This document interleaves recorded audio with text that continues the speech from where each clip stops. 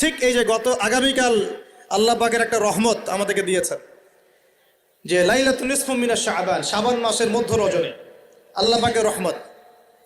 এই বিষয়টাকে নিয়েও বাংলাদেশে আমি দেখলাম, এটা নিয়ে আমি লেকচার দিতে চাই নাই, কারণ এগুলো আমি আসলে খুব একটা মাহফিলেও বলি না, এটা আমার ট্র্যাকও না।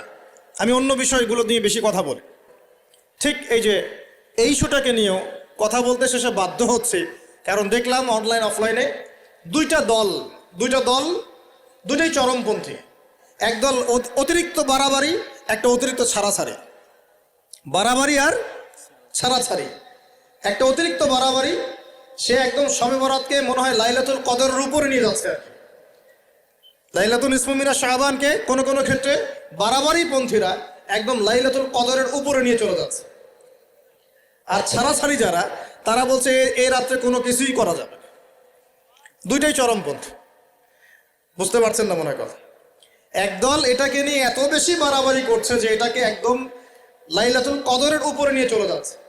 আরেক দল দেখা যাচ্ছে এটাকে এমনভাবে পরিত্যাগ করছে না, এতে কিছুই করা যাবে না, একদম কোনো ফজিলতি নাই।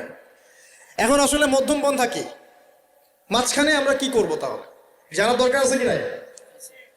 অনেক হাদিসের অনেক আলোচনা, প্রায় 40-50 পৃষ্ঠার বই, সব আলোচনা তো মাহফিলে করা সম্ভব না। আমি সারমর্মটুকু বলি। সারমর্ম কি? হাদিসের শবে বরাত নামে কোনো শব্দ নাই, এক নম্বর কথা। কি নাই ভাই? শবে বরাত নামে কোনো শব্দ নেই। আছে লাইলাতুন নিসফু মিনাশ শাবান, শাবান মাসের মধ্য রজনী। শাবান মাসের মধ্য রজনী। শাবান মাস কি? উত্তর, নবী সাল্লাল্লাহু আলাইহি ওয়াসাল্লাম রমজান মাসের পর যে মাসে রোজা রাখতে বেশি গুরুত্ব দিয়েছেন তার নাম শাবান। আমার সাথে বলেন, শাবান মাস কি? নবী সাল্লাল্লাহু আলাইহি ওয়াসাল্লাম রমজানের পরে যে মাসে রোজা রাখতে খুব বেশি গুরুত্ব দিয়েছেন তার নাম শাবান। আয়েশা রাদিয়াল্লাহু আনহা তিনি বলতেন যে শাবান মাস আসলে নবী সাল্লাল্লাহু আলাইহি ওয়াসাল্লাম এত বেশি বেশি রোজা রাখতেন যে মনে হতো তিনি রোজা ছাড়বেনই না, সারা মাস রেখে ফেলবেন। বেশি থেকে বেশি রোজা রাখতেন শাবান মাসে। প্রশ্ন হচ্ছে কেন? উত্তর, এমনিতে এই মাসটা বরকতময় এবং এই মাসে আল্লাহ পাক তার রহমতে বিপুল সংখ্যক মানুষকে জাহান্নাম থেকে মুক্তি দান করেন। সুবহানাল্লাহ। নবী সাল্লাল্লাহু আলাইহি ওয়াসাল্লাম এই মাসকে তাজিম করতেন। এই মাসের সম্মানার্থে, এই মাসে আল্লাহর রহমত বরকতের স্বার্থে নবী করিম সাল্লাল্লাহু আলাইহি ওয়াসাল্লাম এই মাসে বেশি বেশি রোজা রেখেছেন। সুন্নত কি শিখলাম? শাবান মাসে বেশি বেশি রোজা রাখা সুন্নত। একটা কি পেলাম ভাই? শাবান মাসে বেশি বেশি রোজা রাখার সুন্নত। আপনি যদি মুকিম হন, শরীর সুস্থ থাকে, মুসাফির না, আপনার সুস্থতা আছে, সব ঠিক আছে, আপনি চেষ্টা করবেন এই মাসে বেশি বেশি রোজা রাখার। পারা যাবে ইনশাল্লাহ। এটা নবীর সুন্নত হবে। আরেকটা হাদিস মাথায় নিয়ে নেন, আজকে সারা ওয়াজ ভুলে গেলে এই ওয়াজটা ভুলেন না। কি হাদিস? নবীজি বলছেন, তোমাদের সামনে, হে আমার সাহাবীরা, তোমাদের সামনে এমন একটা যুগ আসছে, ওই যুগে আমার সুন্নতকে ধরে রাখাটা হাতের মধ্যে আগুন ধরে রাখার মতো হবে। আমি অনেকদিন এই লেকচারে এই হাদিসটা বলেছি। তোমাদের সামনে এমন একটা কঠিন যুগ আসছে, জামানা সবরিন, সবরের যুগ, কঠিন যুগ। ওই যুগে ঈমান ধরে রাখা, মানে আমার সুন্নতের উপর থাকা, হাতে আগুন ধরে রাখার মতো হবে। ওই যুগে যদি তোমরা আমার একটা সুন্নতকে জীবিত করতে পারো, সমাজে একটা সুন্নত মরে গেছে, ওটাকে আবার জীবিত করতে পারো, তাহলে 50 জন শহীদ সাহাবীর নেকি পাবে। হাদিসটা বুঝলেন? শুধু নেকি না, আপনি 50 জন শহীদ সাহাবীর নেকি পাবেন যখন চলমান সমাজে একটা সুন্নত মিটে গেছে, নাই, মানুষ আমল করছে না, কিন্তু আপনি সেটাকে জীবিত করলেন। পারা যাবে ইনশাল্লাহ। একটা দেখাচ্ছি, যেমন সাহাবীদের যুগে মানুষ মসজিদে ঢুকলে কি করতো জানেন? আগে 2 রাকাত নামাজ পড়তো। কি করতো? মসজিদে ঢুকেই, ওযু অবস্থায় মসজিদে ঢুকেই তারা বসতেন না, আগে 2 রাকাত নামাজ পড়তেন, দুখুলুল মসজিদ বা তাহিয়াতুল মসজিদ, তারপরে বসতেন। আর নবীজি বলেছেন কিয়ামতের আগে আগে এই দুখুলুল মসজিদ, তাহিয়াতুল মসজিদ, এই নামাজটা উঠে যাবে। উঠে যাচ্ছে না আস্তে আস্তে। মসজিদে ঢুকলে মানুষ ধাপ করে বসে পড়ে, তাই না? মানুষ ভুলেই গেছে এটা সুন্নত। এখন আপনি যদি এই সুন্নতটাকে আবার জীবিত করতে পারেন, ইনশাল্লাহ 50 জন শহীদ সাহাবীর নেকি পাবেন। সমাজে এখন দাড়ি শেভ করা ফ্যাশন হয়ে গেছে, বুঝছে না? অনেকে শেভ না করলে চাকরি দেয় না। শেভ না করলে কি হয় না, চাকরি পাওয়া যায় না। স্কুলে তো না, কলেজে গিয়ে পড়তে গেলে ক্লাস করতে দেয় না, দাঁড়িয়ে আছে, যাও সব করে আসো, তাই বলে। এখন সমাজ চলছে উল্টা। এখন যদি আপনি নবীর সুন্নতকে আবার জীবিত করতে পারেন, 50 জন শহীদ সাহাবীর নেকি পাবেন। রাতে ঘুমানোর সময় একটা সুন্নত আছে, 33 বার সুবহানাল্লাহ, 33 বার আলহামদুলিল্লাহ, 34 বার কি আল্লাহু আকবার। বহু মানুষই পড়ে না। আপনি যদি পড়তে পারেন ইনশাআল্লাহ আল্লাহ পাক আপনাকে নেকি দিবেন। সমাজের বহু মানুষ চুল একদম এখন মেসি রোনাল্ডো কাট, তাই না? মেসি কাট আর রোনাল্ডো কাট। আর আমি সিলেট অঞ্চলে দেখে আসছি একদম লন্ডন কাট, 2 পাশ ছিলে মাঝখানে চুল, লন্ডন থেকে শিখে আসছে। এখন চুলেরও কিন্তু সুন্নত আছে, আছে কি নাই? দাড়ির যেমন সুন্নত আছে, চুলের সুন্নত নাই। একদম সামন পিছন সমান করতে পারেন, অথবা যদি চুল নাই থাকে তাহলে চুল মাথা মুন্ডন করেও রাখতে পারেন। অনেক সাহাবী মাথা মুন্ডিত ছিল। আবার অথবা কানের লতি পর্যন্ত বা কাঁধ বাবড়ি রাখতে পারে। এটা চুলের সুন্নত হলো কিনা? এখন সমাজের সব মানুষ এই সুন্নতটাকে ভুলে গেছে। আপনি সুন্নত মনে করে রেখেছেন, ইনশাল্লাহ আপনি নেকি পাবেন ইনশাআল্লাহ। এরকম অগণিত সুন্নত আছে, অগণিত, যেগুলো আমাদের সমাজ থেকে আস্তে আস্তে উঠে যাচ্ছে। আমি খুব দুঃখের সাথে বলছি, অনেক মসজিদে ফরজ নামাজ পড়ার পরে আমরা কি করি? একটা মোনাজাত করি, আল্লাহুম্মা আমিন বিরহমাতিকা ইয়া আরহামার রাহিম, ব্যাস উঠে চলে গেলাম, তাই না? উঠে চলে যায় না, তারপর স্যান্ডেল নিয়ে বাইরে চলে গেল। অথচ সালাম ফিরানোর পরে একবার বলতে হয় আল্লাহু আকবার, কি বলতে হয়? 3 বার বলতে হয় আস্তাগফিরুল্লাহ আস্তাগফিরুল্লাহ আস্তাগফিরুল্লাহ, বলতে হয় আল্লাহুম্মা আনতাস সালাম ওয়া মিনকাস সালাম তাবারাকতা ইয়া যাল জালালি ওয়াল ইকরাম। একবার পড়তে হয় আয়াতুল কুরসি, 33 বার সুবহানাল্লাহ, 33 বার আলহামদুলিল্লাহ, 33 বার আল্লাহু আকবার, তারপর কালিমা শাহাদা। এরপর সূরা ফালাক একবার, সূরা নাস একবার, ইখলাস একবার। আরো অনেক দোয়া আছে, আল্লাহুম্মা লা মানিআ লিমা আ'তাইত ওয়া লা মু'তিয়া লিমা মানা'ত ওয়া লা ইয়ানফা'ু যাল জাদ্দি মিনকাল জাদ। পড়তে হয় আল্লাহুম্মা ইন্নী আউযু বিকা মিনাল হাম্মি ওয়াল হাযান ওয়াল আজজি ওয়াল কাসালি ওয়াল বুখলি ওয়াল জুবন ওয়া দালা'id দাইন ওয়া গালাবাতির রিজাল। পড়তে হয় আল্লাহুম্মা আ'ইন্নী আলা যিকরিকা ওয়া শুকরিকা ওয়া হুসনি ইবাদাতিক। আরো অনেক দোয়া আছে। দেখেন তো, মোনাজাত করেন, আমি তো না করছি না, আমি তর্ক করতে আসি না এখানে, এটা নিয়ে আমি ঝগড়া করতে আসি না। কিন্তু এই সুন্নতটা যে উঠে গেল, মোনাজাতটা করে যে মসজিদ থেকে বের হয়ে চলে গেলেন, এই সুন্নতটার উপর আমল কে করবে? এখন সুন্নত উঠে গেল না। আপনি যদি বসে এখন সুন্নতটা প্রতিষ্ঠা করেন, নেকি পাবেন ইনশাআল্লাহ। এগুলো তো গেল আমলিয়াত। সমাজ চলছে সুদের উপরে, আপনি যদি হালাল অর্থনীতি প্রবর্তন করতে পারেন তাহলে কত নেকি পাবেন। সমাজ চলছে জেনায়, আপনি এখন পর্দা প্রতিষ্ঠা করলেন, তাহলে কত নেকি পাবেন। সমাজে চলছে দুর্নীতি, আপনি এখন আমানতদারিতা ইনসাফ প্রতিষ্ঠা করলেন, কত নেকি পাবেন। সমাজে চলছে শয়তানি, সব শয়তানি, কি চলছে? শয়তানি। এখন আপনি আল্লাহ রাব্বুল আলামিনের ওহী প্রতিষ্ঠা করলেন, কত নেকি পাবেন। নিঃসন্দেহে আর অনেক বেশি নেকি পাবেন। আল্লাহ পাক আমাদেরকে সেই লক্ষ্যে কাজ করার তৌফিক দান করুন। প্রিয় ভাইরা, যে কথা বলতে এখানে আসলাম, এক বাড়াবাড়ি এক কি ছাড়াছাড়ি, এর মাঝখানে কি একটা ফজিলত জানলাম। শাবান মাস মানেই এই মাসে নবীজি বেশি বেশি রোজা রাখতেন। তাহলে আমরা কি করবো এই মাসে ভাই? 1 নম্বর কাজ, বেশি বেশি রোজা রাখার চেষ্টা করবো ইনশাআল্লাহ। আল্লাহ তৌফিক দান করবেন। এবার আরেকটা পয়েন্ট বলি, সামনে রমাদান মাস। রমজান মাস আসলে আমরা মাশাআল্লাহ পরিপূর্ণ মুসলিম হওয়ার চেষ্টা করি, কিন্তু সারা বছর এটা ধরে রাখতে পারি না। রমজান মাসে যে নামাজ পড়ে না সেও মসজিদে যায়। দেখা যায় যে জুমার নামাজও পড়ে না, ও তারাবির নামাজ পড়তে যায়, যায় কি না? ওই দিন গিয়ে বলে এসি দেন, ইমাম সাহেব এসি অন করেন, তাই না? সারা বছর তো আসে নাই। ওই দিন গিয়ে ইমাম সাহেব এসি বন্ধ কেন? এই মুয়াজ্জিন সাহেব ফ্যান দেন। তখন ওখানে গিয়ে মানে কি বলবো, হ্যাঁ মাতব্বরি করে আর কি। যাক, তারপরেও যে মসজিদে আসছে আমরা দোয়া করি আল্লাহ হেদায়েত দান করুন। আমরা তো কাউকে পিছনে ফিরাই দিব না, দিব? এখন রমজান মাস আসলে আমরা মাশাআল্লাহ রোজা রাখি, মানুষকে ইফতার করাই, দান সদকা করি, আমরা যাকাত দেই, তারাবি পড়ি, কোরআন তেলাওয়াত করি, আমরা মাশাআল্লাহ অনেক আমল করি। এই আমলগুলো কি একবারে ধাপাস করে ধরে ফেলা সম্ভব না? একটা আস্তে আস্তে ট্রেনিং প্রসেস লাগে। একটা ফ্যান চালু করলে ফ্যানটা কি শুরুতেই ধাপাস করে ঘুরতে শুরু করবে, নাকি আস্তে স্লোলি সে মোমেন্টাম ধরবে? কোনটা? আস্তে আস্তে সে গতি পাবে না, ধীরে ধীরে গতি পাবে। ঠিক শাবান মাসে এত বেশি রোজা রাখা, ইবাদত করার অর্থ কি? যাতে রমজান মাসে আপনি পরিপূর্ণ ইবাদত করতে পারেন। বুঝতে পারছেন কথা? রমজানে গিয়ে তো শুরুতেই সব ইবাদত ধরে ফেলা সম্ভব হবে না। মনে করেন আগামীকাল পহেলা রমজান, আজকে থেকে আপনি সব ইবাদত একসাথে করতে পারবেন? তখন কি আপনি বেগ পেতে হবে। কিন্তু একটা মাস আগে থেকে যদি ট্রেনিং নেন, ইনশাল্লাহ রমজান মাসে ইজি হয়ে যাবে।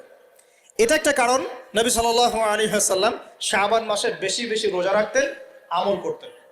আল্লাহ পাক আমাদের সবাইকে শাবান মাসে বেশি বেশি আমল করার তৌফিক দান করুন, যাতে রমজান মাসে গিয়ে আমরা সুবিধা পাই, রমজান মাসের হকটা আদায় করতে পারি। এবার এই মাসে নবী সাল্লাল্লাহু আলাইহি ওয়াসাল্লাম কি বলেছেন একটা হাদিস থেকে আগে বুঝি। এই হাদিসটা সহ অনেক হাদিসে এই একই রকম কথা এসেছে এবং এই হাদিসটা বিশুদ্ধ। এটাকে অস্বীকার করলে হাদিস অস্বীকারী হয়ে যাবে। বাড়াবাড়ি গ্রুপ, ছাড়াছাড়ি গ্রুপ, উভয়ের জন্যই নসিহত।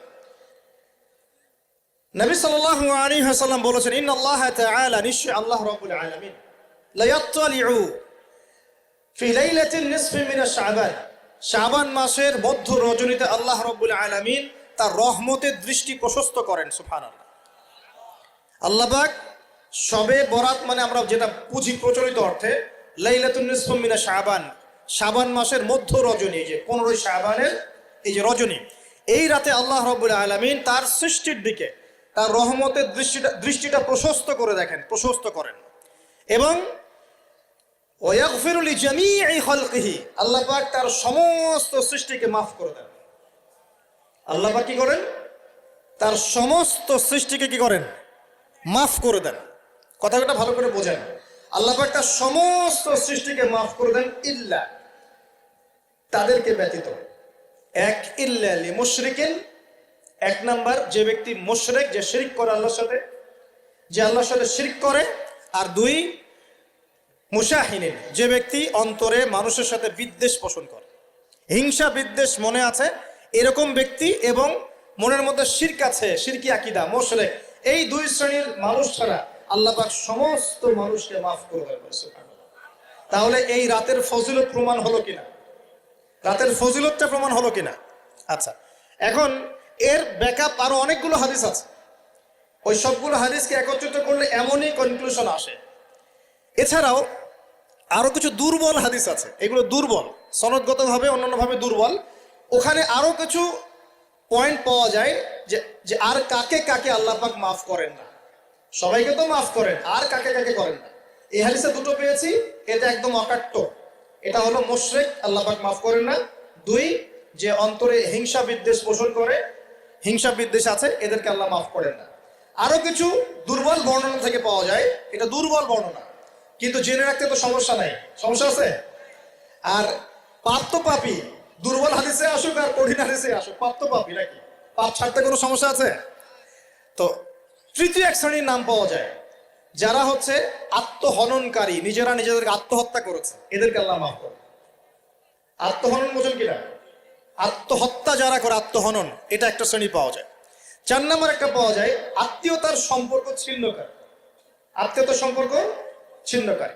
5 নম্বর একটা পাওয়া যায়, সেটা হলো মাদক দ্রব্য সেবনকারী। মাদক দ্রব্য সেবনকারী, যুবকরা খুব ভালো করে শোনো, মাদক দ্রব্য সেবনকারী আল্লাহ সবাইকে মাফ করেন, মাফ করছেন না। আরেকটা পাওয়া যায়, সেটা হলো যারা জেনার পাপে লিপ্ত আছে। কিসের পাপে ভাই? জেনার পাপ। এরকম আর কিছু ব্যাকআপ পাওয়া যায়, কিন্তু এগুলোর বর্ণনা দুর্বল। বর্ণনা কি? দুর্বল। কিন্তু পাপ তো পাপই নাকি? এই পাপগুলো তো পাপ, এই পাপগুলো করলে কি আল্লাহ খুশি হন? অকাট্য সহি থেকে পাওয়া যায় এই দুইটা, মুশরিক এবং মুশাহিদ, যারা শিরক করে, অন্তরে বিদ্বেষ পোষণ করে, আল্লাহ পাক এদেরকে মাফ করেন। এখন আগে জানি শিরক থেকে কিভাবে বাঁচবো, শিরক কি এবং কেন, তারপরে জানবো হিংসা বিদ্বেষ, তারপরে আমরা যাব এই রাত্রে আমরা কি করতে পারি। মনে রাখবেন, আমল করতে হবে 3টা বিষয় খেয়াল রেখে। কয়টা বিষয় ভাই? আমল করতে হবে 3টা বিষয় খেয়াল রেখে। এক, আমল করতে হবে একমাত্র আল্লাহ পাকের সন্তুষ্টির জন্য। 1 নম্বর কি বলেন? এক আল্লাহর সন্তুষ্টির জন্য, কারো সন্তুষ্টির জন্য না, কারো জন্য না, শুধু কার জন্য? দলিল হচ্ছে ইন্নাস সালাতি ওয়া নুসুকি ওয়া মাহইয়ায়া ওয়া মামাতি লিল্লাহি রাব্বিল আলামিন ফাসাল্লি লিরাব্বিকা ওয়ানহার। দুই, আমল হতে হবে একমাত্র নবী সাল্লাল্লাহু আলাইহি ওয়াসাল্লামের সুন্নত মোতাবেক। কার সুন্নত মোতাবেক? নবী এবং সাহাবীদের সুন্নতের সাথে মেলে না, সেই আমল করা যাবে না। নবী এবং সাহাবীদের সুন্নতের সাথে মেলে না, সেই আমল করা যাবে না। তিন নাম, আমলটা যত সুন্দরী মনে হোক, আমলটা যত সুন্দরী মনে হোক আর যত মানুষই করুক, যত মজাদার মনে হোক না কেন, নবী করেন নাই, সাহাবীদের থেকে প্রমাণ নাই, আমল করব না। করলে বেদাত হয়ে যাবে। কি হবে? বেদাত হয়ে যাবে। আর তিন নাম্বার হচ্ছে, আমলগুলো করার আগে অবশ্যই আপনার রিজিকটাকে হালাল করতে হবে। কি করতে হবে ভাই? ব্যাস, এই তিনটা শর্ত পূরণ করে আমল করলে ইনশাআল্লাহ তাআলা আমরা জান্নাতে যাবো। ইনশাআল্লাহ আমরা আশাবাদী, আল্লাহ পাক আমাদেরকে জান্নাত দিবেন ইনশাআল্লাহ। আল্লাহ পাক এক রাতে রহম করে সমস্ত মাখলুক সৃষ্টিকে মাফ করে দিচ্ছেন, শুধু শিরক এবং হিংসা বিদ্বেষ পোষণকারীকে মাফ করছেন না। বুঝতে হবে এই পাপ দুটো কত কঠিন। এবার আসেন, প্রথমে একটু শিরক নিয়ে কথা বলি, তারপরে মুশাহিন নিয়ে কথা বলি। ধৈর্য ধরবেন তো নাকি? দেরি হচ্ছে? সবর করেন। এখন প্রথমে জানি শিরক কি এবং কেন। শিরক হচ্ছে এমন একটা পাপ, যেই পাপ আমল নামায় থাকলে পরে বিনা তওবায় যদি সেই ব্যক্তি মারা যায়, আল্লাহ পাক তাকে মাফ করবেন না। ভালো করে শোনেন, শিরক এমন একটা পাপ, যে পাপ যদি আমল নামায় থেকে যায়, বিনা তওবায় সে মারা যায়, শিরকের পাপ নিয়ে আল্লাহর সামনে দাঁড়ায়, আল্লাহ তাকে মাফ করবেন না। দলিল সূরা নিসা, আল্লাহ পাক বলছেন, ইন্নাল্লাহা লা ইয়াগফিরু আন ইউশরাকা বিহি ওয়া ইয়াগফিরু মা দুনা যালিকা লিমান ইয়াশা। আল্লাহ পাক তার সাথে শিরকের গুনাহ মাফ করবেন না, এছাড়া যে কোনো গুনাহ যাকে ইচ্ছা মাফ করবেন। বুঝাচ্ছি, মনে করেন একজন ব্যক্তি জিনা করেছে, কথার কথা নাউযুবিল্লাহ, একজন ব্যক্তি জিনা করেছে বা মিথ্যা কথা বলেছে, ধরেন মদ খেয়েছে ইত্যাদি। এখন সে তওবা করলে তো মাফ পেতই, তওবা করলে মাফ হতো না? তওবা করলে মাফ তো পেতই। মনে করেন তওবা না করেই মারা গেছে, আল্লাহ পাক চাইলে কিয়ামতের মাঠে এই পাপও বিনা তওবাতেই মাফ করতে পারে। কথা বুঝতে পারছেন? বুঝতে পারছেন না মনে হয়। মনে করেন একজন ব্যক্তি মদ খেয়েছে, জিনা করেছে ইত্যাদি, সে তওবা করার ফুরসত পায় নাই, বিনা তওবায় মারা গেছে। আল্লাহ পাক চাইলে কিয়ামতের মাঠে তওবা না করা সত্ত্বেও আল্লাহ পাক তাকে মাফ করতে পারে। কিন্তু একজন ব্যক্তি শিরকের পাপ করেছে, তওবা না করে মারা গেছে, আল্লাহ পাক কিয়ামতের মাঠে শিরকের পাপ মাফ করবে। আমি কি বুঝতে পারছি? অন্য পাপের কারণে আল্লাহ রাব্বুল আলামিন শাস্তি দিয়ে হোক, কোনো একটা ভাবে হোক, নবীর সুপারিশের মাধ্যমে হোক, তাকে জাহান্নামে গেলেও সেখান থেকে বের করে জান্নাতে দিবেন ইনশাআল্লাহ। কিন্তু শিরকের পাপ যার আমল নামায় থাকবে, তার উপর জান্নাতকে হারাম করে দেওয়া হয়েছে। বলেন নাউযুবিল্লাহ। সূরা মাইদায় দলিল আছে, শিরকের পাপ যার আমল নামে আছে তার জন্য জান্নাতকে হারাম করে দেওয়া হয়েছে। শিরক মানে অংশীদার সাব্যস্ত করা, আল্লাহ পাকের সাথে কাউকে সমকক্ষ করা। শিরক কত প্রকার হয়? উত্তর তিন প্রকার। কয় প্রকার ভাই? বিশ্বাসে শিরক হয়, মানে আকীদায় শিরক হয়। আমলে শিরক হয়, মানে কাজে শিরক হয়। কথা বা লিসানে শিরক হয়। মনে থাকবে? এক নাম্বার কিসে শিরক হয়? বলেন আমার সাথে। বিশ্বাসে শিরক হয়, আকীদায় শিরক হয়। দুই নাম্বার আমলে শিরক হয়, কাজে শিরক হয়। তিন নাম্বার কথায় শিরক হয়। কয়েকটা এক্সাম্পল দিয়ে বুঝতে পারবেন। একজন ব্যক্তি মনে করেন বিশ্বাস করে যে আল্লাহ বলতে কেউ নাই, কি হবে এটা? বলেন শিরক। একজন ব্যক্তি মনে করেন বিশ্বাস করে যে আল্লাহ আছে, আরো ইলাহ আছে, তাহলে কি হবে? কেউ যদি বিশ্বাস করে আল্লাহর সন্তান আছে, কি হবে? কেউ যদি বিশ্বাস করে মহাবিশ্ব আল্লাহ সৃষ্টি করে নাই, বিগ ব্যাং থেকে সৃষ্টি হয়েছে, কি হবে? কেউ যদি বিশ্বাস করে আল্লাহ মানুষকে সৃষ্টি করে নাই, মানুষ বানর থেকে হয়েছে, কি হবে? আচ্ছা, বিশ্বাসগত সে। কেউ যদি মনে করে